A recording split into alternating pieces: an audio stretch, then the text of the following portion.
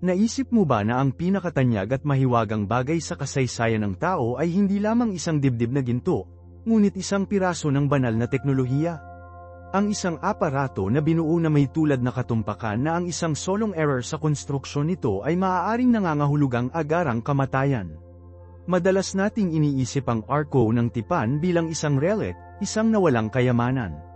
Ngunit paano kung ito ay higit pa? Paano kung ito ay isang direktang punto ng pakikipag-ugnay sa pagitan ng may hangganan at walang hanggan, isang tool na napakalakas na maaari itong i-level ang mga pader ng lungsod, at sa gayon sagrado na ang pagkakaroon nito ay humiling ng isang antas ng kabanalan ng sangkatauhan ay maaaring hindi mapanatili. Ang kwento ng paglikha nito ay hindi isa sa mga simpleng karpintero, ito ay isang salaysay ng supernatural na pagpapalakas, ng imposible na engineering sa gitna ng isang baog na disyerto, at ng isang banal na plano na naihatid sa isang tao na nakatakas lamang sa 400 taon ng pagkaalipin. Ngayon, makikita natin ang engineering sa likod ng trono ng Diyos sa mundo.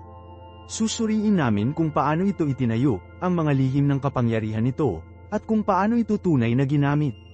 Magsimula tayo sa mga arkitekto mismo. Ang mga tagubilin para sa Arka, na naihatid kay Moises sa Mount Sinai at detalyado sa aklat ng Exodo, ay imposibleng tiyak. Ang bawat pagsukat, bawat material, bawat elemento ng disenyo ay idinidikta ng Diyos. Hindi ito isang proyekto para sa isang amateur. Kinakailangan nito ang kasanayan ng isang master goldsmith, isang dalubhasang tagagawa ng kahoy, at isang napakatalino na ukit. Ngunit saan mahahanap ang isang artista sa isang bansang refugee ng mga dating tagagawa ng ladrilyo? Ang mga Israelita ay gumugol ng maraming siglo sa ilalim ng latigo ng Egypt, ang kanilang mga kasanayan ay pinigilan, ang kanilang pagkamalikhain ay naka-channel sa sapilitang paggawa. Ito ay kung saan nangyayari ang unang himala ng Arka, hindi sa paggamit nito, ngunit sa mismong paglilihi nito. Ang Diyos ay hindi lamang nagbibigay ng blueprint, nagbibigay siya ng mga taga-buo. Sa Exodo Kabanata 31, sinabi ng Diyos kay Moises, "Kita niyo, tinawag ko ang pangalang Bezalel, at napuno ko siya ng Espiritu ng Diyos, sa karunungan, sa pag-unawa, sa kaalaman, at sa lahat ng paraan ng pagkakagawa." Mag-isip tungkol sa kung ano ang ibig sabihin nito.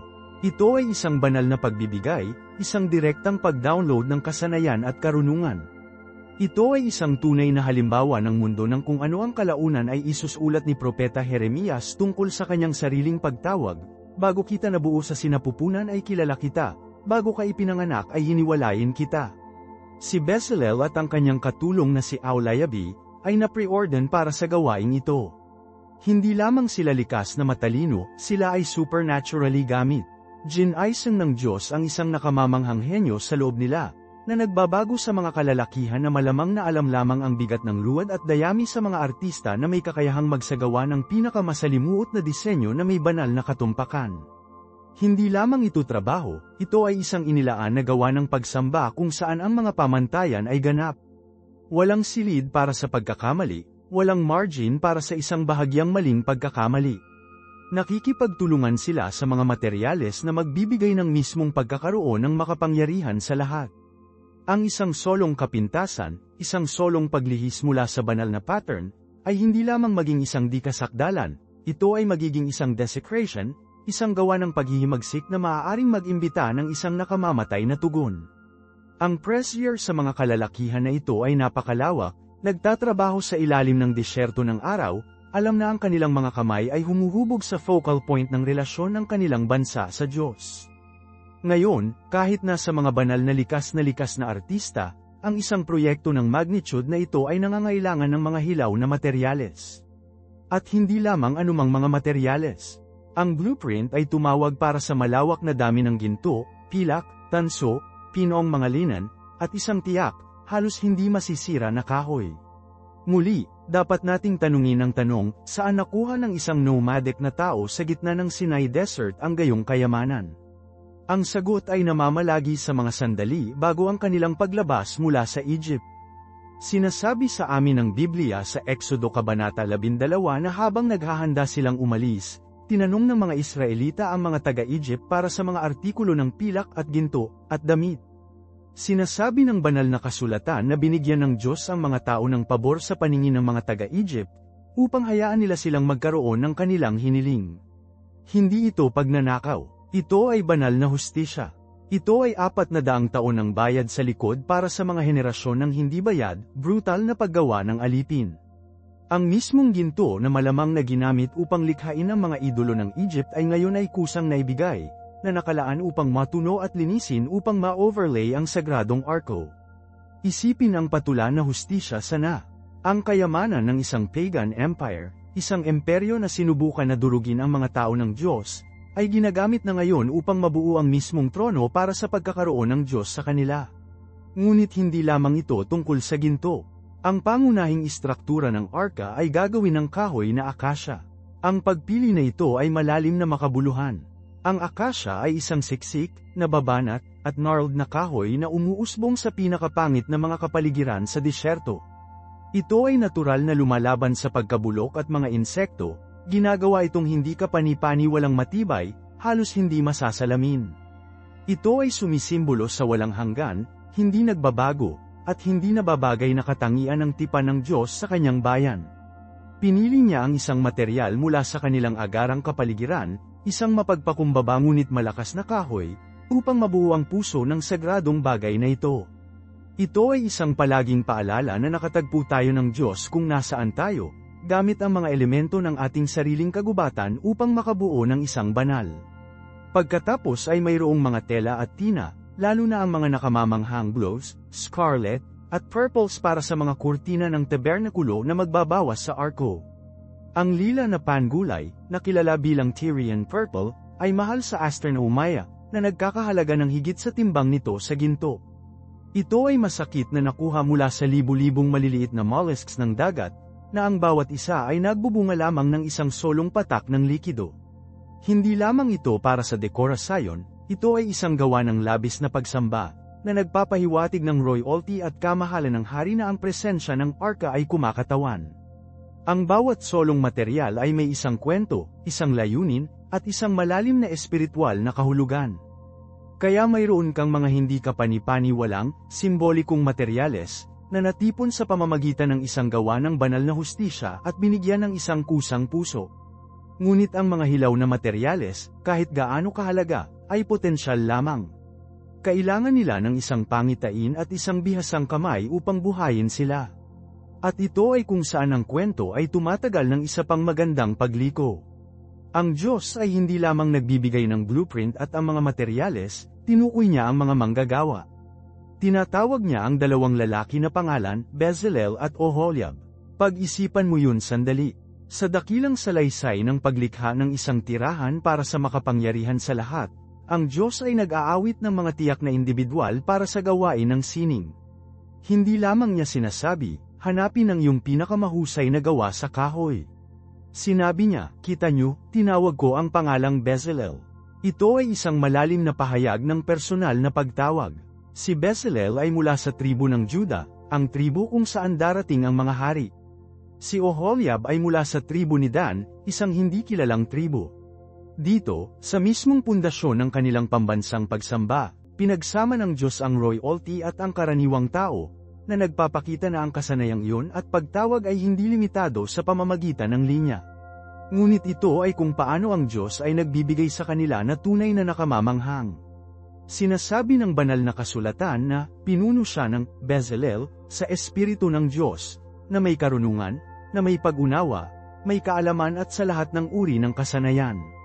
Ito ang isa sa mga unang beses sa Biblia na nakikita natin ang banal na Espiritu na malinaw na pinupuno ang isang tao para sa isang malikhaing, masining na gawain. Hindi ito para sa hula o para sa pagpapasya sa isang bansa, ito ay para sa gawaing metal, para sa pag-ukit, para sa paghabi. Ang Diyos ay nagpabanal sa pagkamalikhain ng tao. Sinasabi niya na ang gawain ng ating mga kamay, kapag nakatuon sa Kanya, ay isang espiritual na kilos. Ang karunungan ay ang banal na pananaw upang makita ang makalangit na pattern na ipinakita ni Moises at isinalin ito sa katotohanan sa lupa. Ang pag-unawa ay ang praktikal na henyo upang malaman kung paano ang mga magkakaibang mga materyales na ito kahoy, ginto, tela, bato ay magtutulungan. Ang kaalaman ay ang memorya ng kalamnan ng master craftsman, ang kasanayan sa teknikal upang may sagawa ang pangitain ng walang kamali-mali. Ito ay hindi lamang tungkol sa pagiging isang mahusay na karpintero o isang mahusay na weaver. Ito ay tungkol sa pagiging isang tagalikha sa Diyos. Inanyayahan sina Bezalel at Oholiab na kunin ang mga hilaw na elemento ng paglikha at, sa ilalim ng direktang inspirasyon ng lumikha mismo, fashion isang bagay na magsasalita ng kanyang kaluwalhatian. Hindi lamang sila sumusunod sa isang hanay ng mga tagubilin, ang kanilang mga puso at isipan ay ginagabayan ng parehong espiritu na sumakay sa tubig sa paglikha. Ang bawat hiwa sa kahoy na akasya, bawat martilyo na pumutok sa ginto, ay isang gawa ng pagsamba, isang panalangin na ginawa. At ang Diyos ay hindi lamang ibinigay sa kanila, sinabi ng teksto na binigyan niya sila ng kakayahang magturo sa iba. Ang banal na kasanayang ito ay sinadya upang may bahagi, upang mapupuksa ang pamayanan, na nagbibigay kapangyarihan sa isang buong henerasyon ng mga artista. Ang buong kampo ay naging isang pagawaan para sa kaluwalhatian ng Diyos. At paano tumugon ang komunidad? Ito ay marahil isa sa mga pinakagumagalaw na bahagi ng kwento. Dinala ng mga tao ang kanilang mga handog ang ginto, pilak, ang lino na may labis na kabutihang palad na si Moises ay kailangang gumawa ng isang pagpapahayag para sa kanila na huminto. Sinasabi ng Exodo Kapitulo 36, ang materyal na mayroon sila ay sapat para sa lahat ng trabaho at higit sa sapat. Maaari mo bang isipin yon? Ang isang tao na walang alam kundi ang pagkaalipin at kahirapan sa loob ng 400 taon, na ngayon ay nagbibigay ng malayang mula sa unang yaman na kanilang pinag-aari na ang kanilang mga pinuno ay kailangang sabihin sa kanila na huminto. Hindi ito isang buwis o isang mandatory na ikapo. Ito ay nagmula sa isang payag na puso. Ang kanilang unang kilos bilang isang malayang tao ay isang gawa ng labis na pagsamba. Literal na itinatayo nila ang kanilang bagong pagkakakilanlan, ang kanilang bagong pamayanan, sa paligid ng presensya ng Diyos, at wala silang pinipigilan.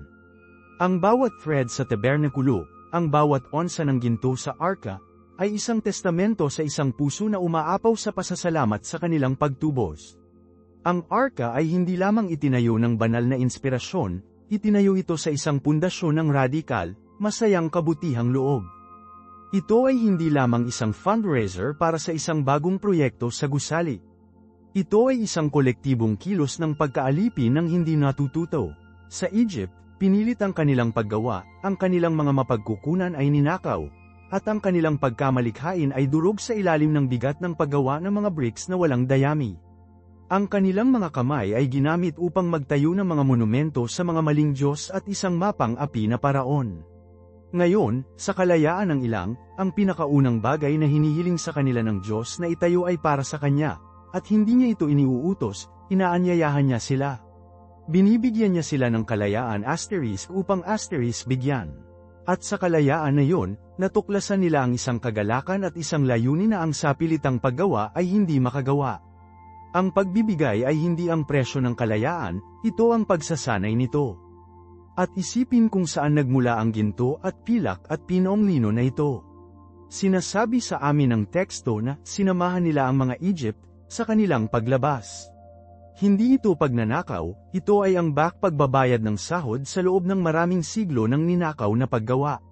Ito ay katarungan ng Diyos na kumikilos. Ngunit ano ang ginagawa nila sa yaman na ito, ang simbolo na ito ng kanilang pagpapalaya at kahihiyan ng kanilang mga mang-aapi. Hindi nila ito hinuhuli, hindi nila ito ginagamit upang bumuo ng kanilang sariling maliit na mga kaharian. Dinala nila ito at inilatag ito bilang hilaw na materyal para sa tirahan ng Diyos. Ang mismong ginto na maaaring pinalamutian ng isang idolo ng Egypt ay natunaw na ngayon at pinukpok sa isang pakpak ng cherubim, na pinamamahalaan ang upuan ng awa. Ang pinong lino na inilaan para sa korte ng isang pharaoh ay pinagtagpi sa mga kurtina na maghihiwalay sa isang banal na Diyos mula sa kanyang napiling tao. Ito ay isang malalim na gawa ng pagtubos. Kinukuha nila ang mga patay na labi ng isang imperyo ng pagkaalipin at inilalaan ang mga ito, binabago ang mga ito sa mga buhay na simbolo ng pagsamba para sa Diyos ng kalayaan. Itinuro sa kanila ng Diyos na walang nasira na hindi ito maaaring maging banal, na ang mga nasamsam ng ating nakaraang sakit ay maaaring maging pundasyon para sa kanyang hinaharap na pagkakaroon. Ang buong negosyo na ito ay gumawa ng mga ito sa isang bansa sa isang paraan na ang pagtanggap ng batas lamang ay hindi. Binigyan sila ng batas ng kanilang konstitusyon, ang kanilang pagkakakilanlan sa papel. Ngunit ang pagtatayo ng tabernakulo ay magkasama ay nagbigay sa kanila ng kanilang ibinahaging layunin, ang kanilang pambansang kaluluwa. Ito ang antithesis ng Tower ng Babel.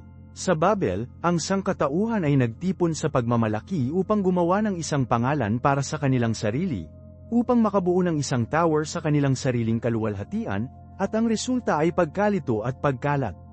Dito sa disyerto, ang mga tao ng Israel ay magkasama sa pagpapakumbaba upang gumawa ng isang lugar para sa pangalan ng Diyos, upang makabuo ng isang tirahan para sa kanyang kaluwalhatian, at ang resulta ay pagkakaisa at pakikipag-isa. Lahat ay may bahagi upang i-play. Binanggit ng Exodo Kapitulo 35 ang mga kababaihan na ang mga puso ay pinukaw upang paikutin gamit ang kanilang mga kamay, na nagdadala ng kung ano ang kanilang dinala sa asul, lila, at iskarlata. Ipinagdiriwang nito ang mga pinuno na nagdala ng mga bato ng onyx.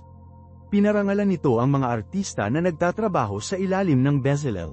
Mula sa pinakatanyag na pinuno hanggang sa babaeng umiikot na thread sa kanyang tolda, ang bawat kontribusyon ay pinahahalagahan, kinakailangan ang bawat regalo.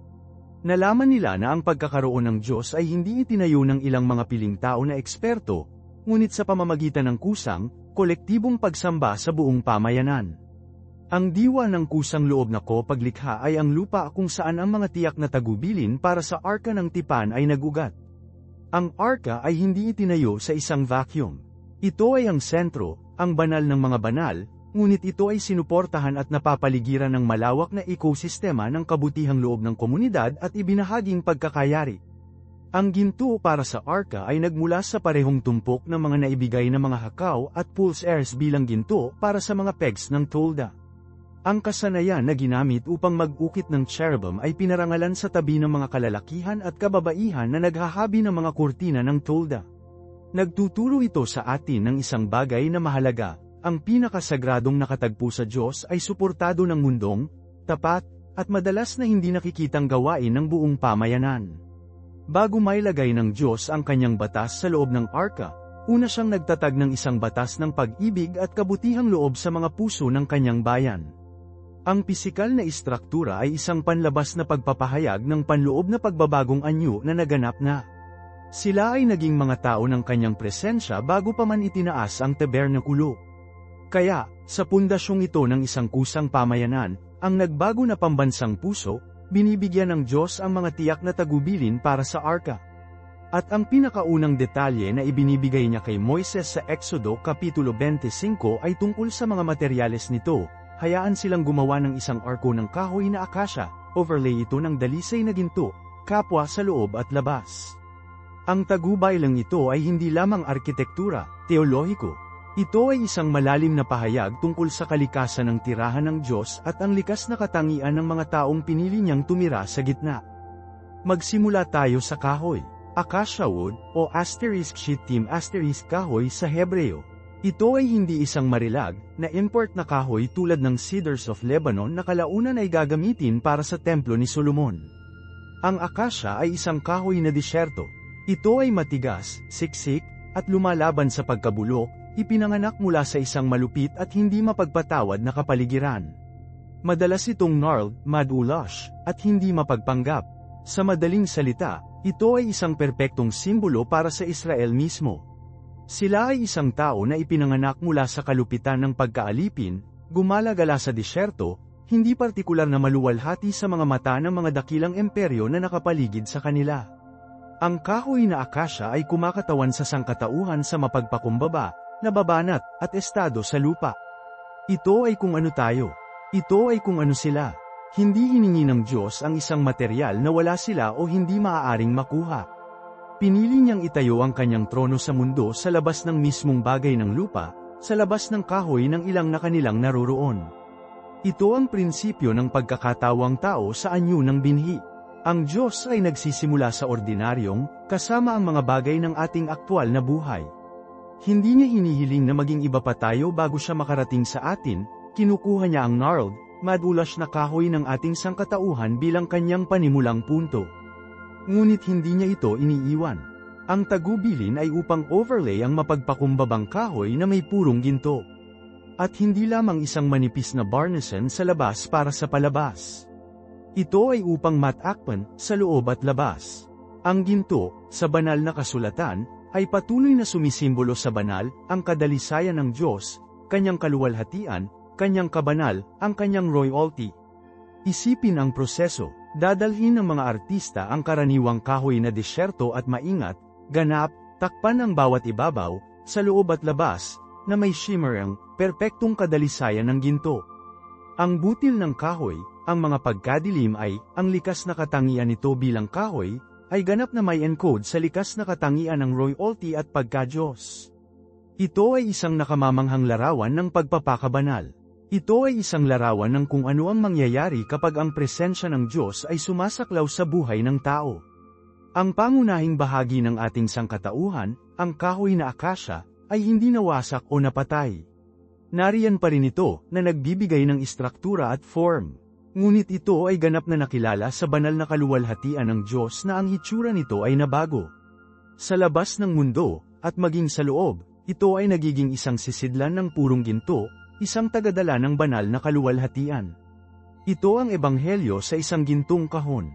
Ito ay si Kristo, ang perpektong tao, ang nababanat, hindi nababagay na kahoy, naganap ding Diyos, ang dalisay na ginto. At ito rin tayo, kay Kristo. Kami, ang karaniwang kahoy, ay natatakpan sa kanyang katwiran, ang kanyang banal na kalikasan, na ginagawang angkop sa atin na maging isang tirahan para sa banal na espiritu. Ang detalye tungkol sa pagsakop nito, sa loob at labas, ay malalim na mahalaga. Ang loob ng arka ay nasa perpetual darkness, na nakikita lamang ng Diyos sa sandaling ang upuan ng mercy ay inilagay sa tuktok. Walang mata ng tao na muling pahalagahan ang gintong interior. Sinasabi sa atin na ang pamantayan ng Diyos ng kabanalan ay hindi para sa pagkonsumo ng publiko. Hindi ito tungkol sa pagganap o pagpapakita. Ang totoong pagtatalaga ay tungkol sa integridad. Ito ay tungkol sa pagiging pareho sa loob, sa lihim, hindi nakikitang mga lugar ng puso, tulad ng sa labas. Ang Diyos ay hindi nagtatayo ng isang prop para sa isang pagplay, lumilikha siya ng isang katotohanan. Ang kabanalan ay kailangang maging kabuuan, na sumisid sa mga bahagi na hindi nakikita ng ibang tao, sapagkat iyon ay kung saan ang patuto, ang mismong salita ng Diyos, ay ilalagay. Bago mailagay ang salita ng Diyos sa loob ng sisidlan, ang daluyan ay dapat gawin ng banal. Ito ay isang malakas na aralin para sa amin. Maaari tayong gumugol ng maraming oras sa labas ng ating buhay ang aming mga reputasyon, ating pampublikong paglilingkod, pagkakaroon ng ating social media ngunit ang Diyos ay masiding interesado sa estado ng interior. Ang loob ba ng kahon, ang bahagi na humahawak ng kanyang salita, ay natatakpan din ng ginto?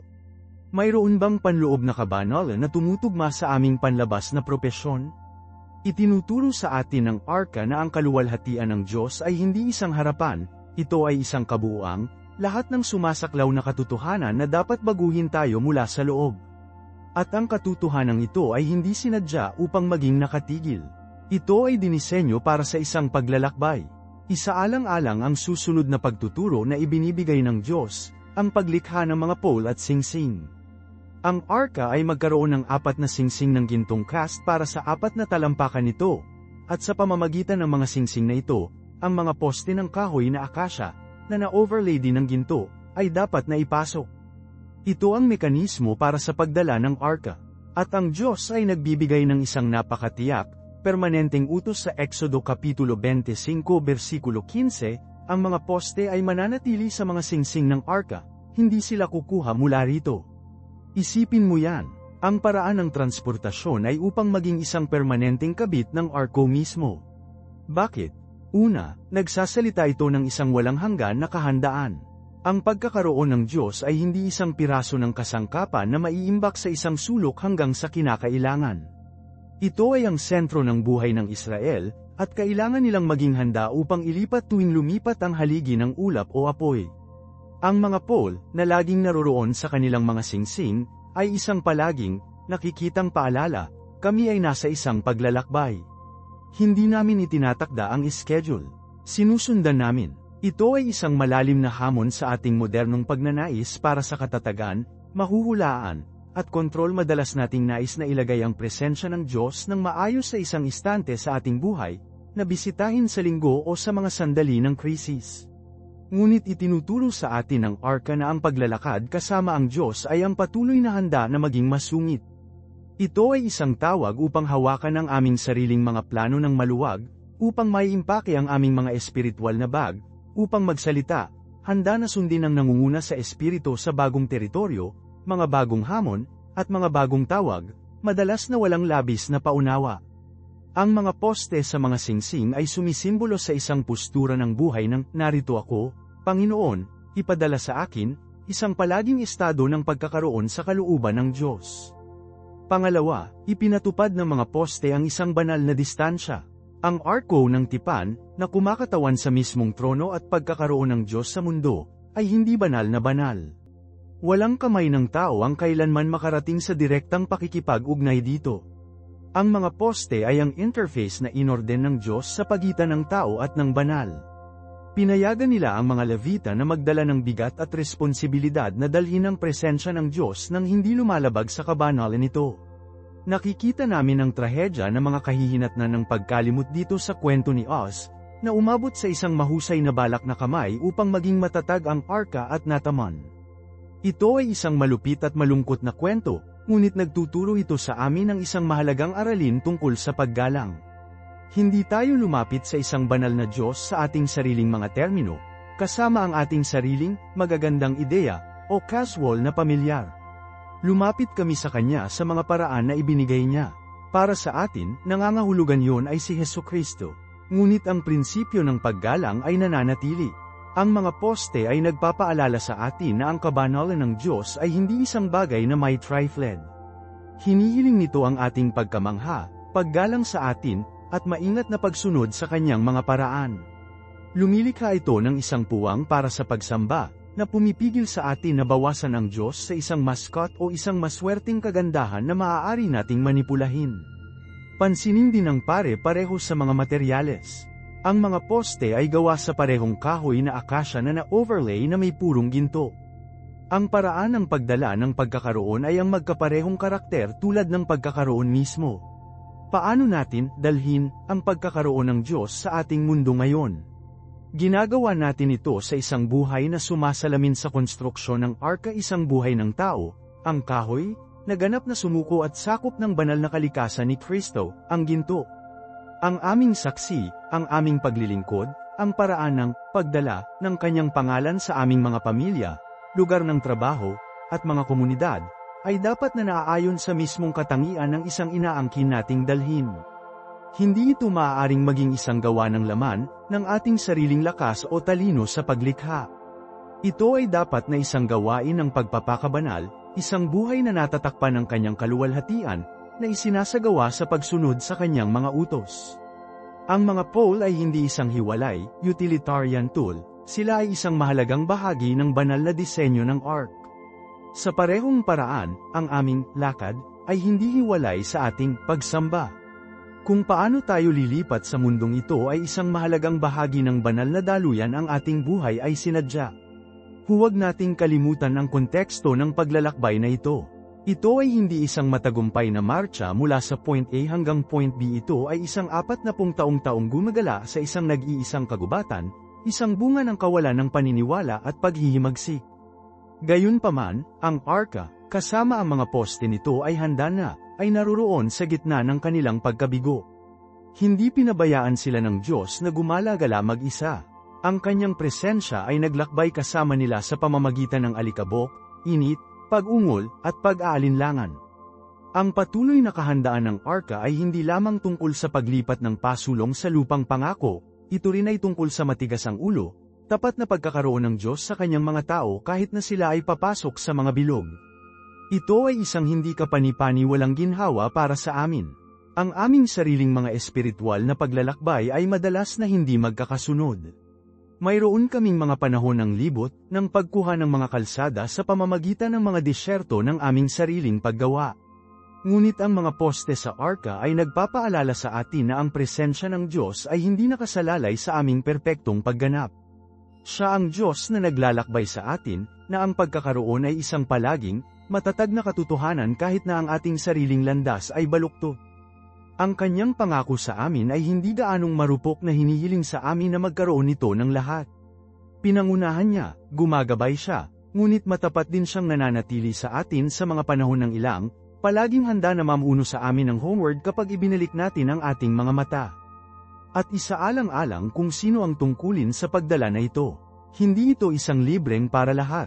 Ang banal na pamamahala na ito ay partikular na naatasan sa mga Levita, at sa loob ng mga Levita, sa pamilya ng mga Kohathites.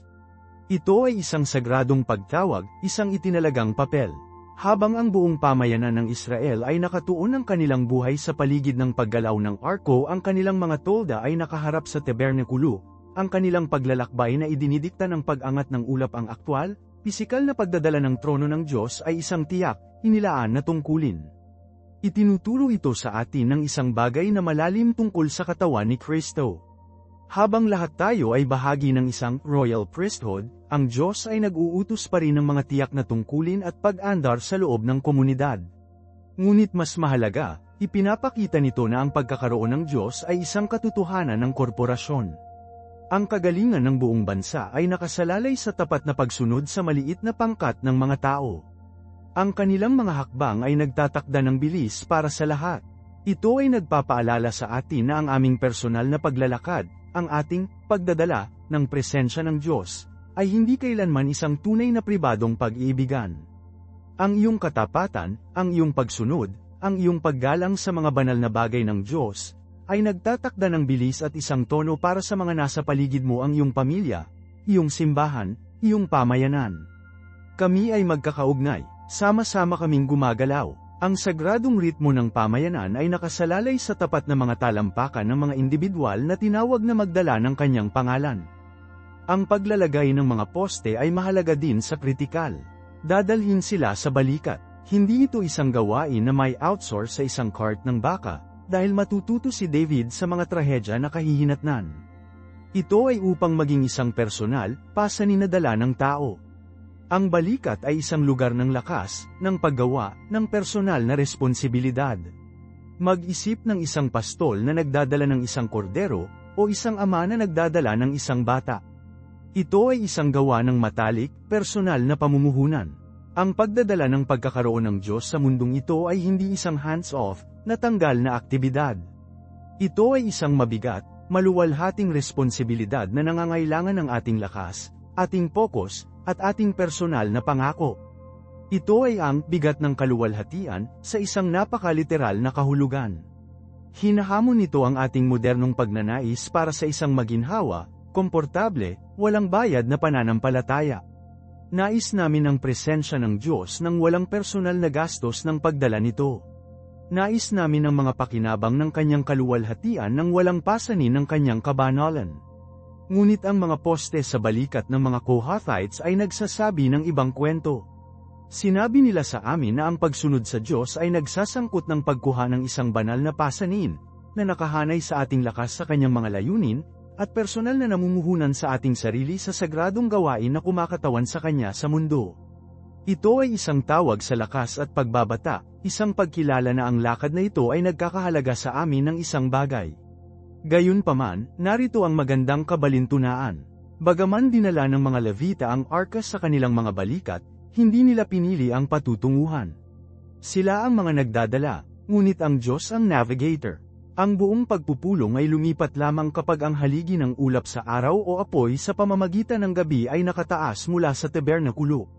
Ang mga poste ay nagpahiwatig ng isang estado ng patuloy na kahandaan, hindi upang pumunta kung saan sila nalulugod, ngunit pumunta kung saan pinangunahan ng Diyos. Dinadala nila ang trono ng hari, at ang hari lamang ang nagpasya sa itineraryo. Ito ay isang mahalagang pagkakaiba sa pagitan ng Diyos ng Israel at ng mga pag-anong idolo ng mga nakapalibot na bansa. Dadalhin ng mga bansa ang kanilang mga Diyos sa labanan na parang gumagamit sila ng sandata, sinusubukan na pilitin ang kamay ng kanilang Diyos at ilalagay ang kapangyarihan nito para sa kanilang sariling agenda.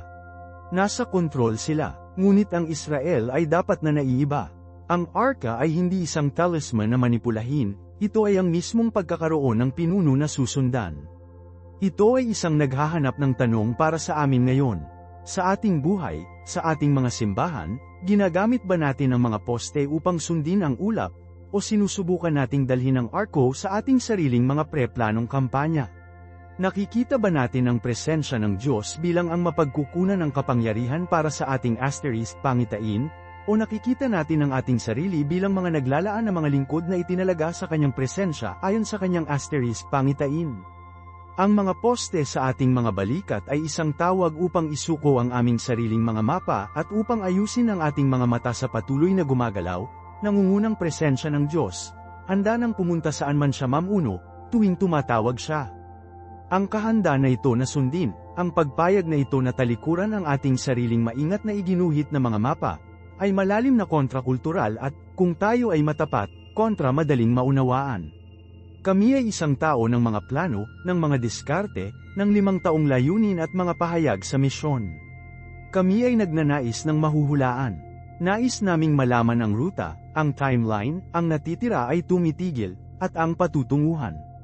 Nais naming ipakita ang Diyos sa aming plano sa negosyo at hilingin sa Kanya na pagpalain ito.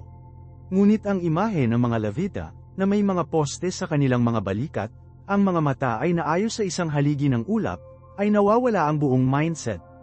Ang kanilang pagiging handa ay hindi para sa isang paunang naaprubahan na itineraryo, ito ay para sa isang hindi kilalang, banal na sinimulan na paglalakbay.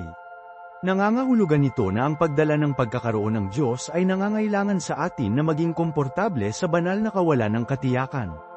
Hinihiling nito na ipagpalit natin ang ilusyon ng ating sariling kontrol para sa katotohanan ng kanyang gabay. Nangangahulugan nito na ang aming pangunahing kasanayan ay hindi madiskarteng pagpaplano, ngunit sensitibong panunood. Pinapanood ba natin ang pag-angat ng ulap sa ating buhay? O abala ba tayo sa pag-chart ng aming sariling kurso na hindi natin mapapansin kung lumipat ito? Ang mga poste sa balikat ay isang pare-pareho, pisikal na paalala na ang ating lakas ay gaganapin sa pag-igting sa ating pagsuko. Kami ay dapat maging sapat na malakas upang dalhin ang bigat, ngunit sapat na mapagpakumbaba upang walang sabihin sa direksyon. Isaalang-alang natin ang mga pole mismo sa isang sandali. Ang mga ito ay gawa sa kahoy na akasya at na-overlay ng ginto. Ito ay hindi lamang isang praktikal na detalye, ito ay isang teolohikal na pahayag. Ang akasya ay isang kahoy na disyerto, gnarled at matigas, na kilala sa pagiging matatag at tibay nito. Nagsasalita ito ng isang bagay na maaaring magtiis sa kalupitan ng paglalakbay sa ilang. Ito ang ating sangkatauhan, ating lakas, ating pagtitiis na suri, hindi perpekto, ngunit nababanat. Ngunit ang lakas ng tao na ito lamang ay hindi sapat. Kailangang ganap na may overlay na may dalisay na ginto, isang simbolo ng pagka-Diyos, kadalisayan, at kabanalan. Ang ating pagsisikap ng tao, ang ating lakas sa balikat, ay dapat naganap na inilaan, sakop, at banal ng kaluwalhatian ng Diyos. Hindi tayo maaaring magdala ng isang banal na Diyos na may hindi nakagaganyak na lakas. Ang gawain ay kapwa-tao at banal. Kinakailangan nito ang aming magaspang, akasya kahoy na pagbabata, ngunit dapat itong gawing banal, ginawang karapat-dapat, sa pamamagitan ng shimmer ng ginto ng kanyang kalikasan. Dinadala namin ang kahoy, nagbibigay siya ng ginto. Nag-aalok kami ng aming mga balikat, inilalaan niya ang serbisyo. Ito ay isang magandang pakikipagtulungan kung saan ang aming limitado, lakas na nasubak ng ilang ay ginawang maliwanag at angkop para sa layunin ng pagdala ng kanyang walang hanggan na kaluwalhatian. At pagkatapos ay mayroong isa sa mga pinakakapansin-pansin na mga utos tungkol sa mga pole na ito, na matatagpuan sa Exodo Kabanata 25, ang mga poste ay mananatili sa mga singsing ng arka, hindi sila kukuha mula rito. Isipin mo yan, kahit na ang arka ay nagpapahinga sa banal ng mga banal, kapag ang kampo ay nakatigil sa mga araw, linggo, o kahit na buwan, ang mga poste ay hindi tinanggal. Sila ay isang permanenteng kabit. Bakit? Sapagkat ang mga tao ng Diyos ay nasa isang estado ng walang hanggang kahanda. Walang off switch. Walang oras upang ilagay ang mga poste sa imbakan, upang makapagpahinga at ipalagay na ang Diyos ay naayos para sa mahulaan na hinaharap. Ang pagkakaroon ng Diyos ay hindi kailanman isang husay na kabit upang mapamamahalaan, ito ay isang buhay, gumagalaw na katotohanan na susundan. Ang permanenteng mga poste ay nagpahiwatig na sa anumang sandali, nang walang babala, ang ulap ay maaaring mag-angat, at ang paglalakbay ay magpapatuloy. Ito ay direktang nagsasalita sa aming pagkahilig upang i-compartmentalize ang ating pananampalataya. Mayroon kaming aming mga sandali na nagdadala ng Diyos, ang aming mga serbisyo sa linggo, ang aming mga paglalakbay sa misyon, ang aming maliit na grupo. At pagkatapos ay mayroon tayong natitirang bahagi ng ating buhay, kung saan kami ay metaphorically kinuha ang mga poste sa labas ng mga singsing at itabi ito. Ngunit ang utos ng Diyos ay nagmumungkahi na ang pagdala ng kanyang presensya ay isang buong panahong pagkakakilanlan, hindi isang part-time na aktibidad. Ang mga poste ay palaging nasa mga singsing. Ang aming mga kamay ay dapat palaging handa na mag-angat. Palagi kaming nasa tungkulin, laging handa na kumatawan sa kanya, upang lumipat sa kanya, nasa boardroom man tayo, silid-aralan, o ang sala. Ang tanong ay hindi asterisk kung tatawagin tayo ng Diyos na lumipat, ngunit asterisk kailan asterisk, at ang mga poste sa singsing ay ang ating pahayag ng pananampalataya na handa na tayo sa tawag na iyon. Kaya ang aralin ng mga poste ay isang malakas na hamon para sa atin ngayon, upang manirahan sa isang estado ng nakalaan na kahandaan. Ang ating lakas ng tao ay ganap na isinumite sa kanyang banal na layunin, palaging handa na lumipat kapag siya ay gumagalaw. Nais kong iwan ka ng isang katanungan upang pagnilayan sa mga komento, sa anong mga praktikal na paraan maaari mong mapanatili ang mga poste sa mga singsing ng iyong sariling buhay sa linggong ito. Kung ang mga pananaw na ito ay tumutulong sa iyo sa iyong paglalakbay, siguraduhing mag-subscribe at mag-ring ng abiso sa bell upang hindi mo makaligtaan ang aming susunod na video habang patuloy naming natuklasan ang mga kayamanan na nakatago sa loob ng tabernakulo. Hanggang sa susunod, manatiling handa. Ito si Marco.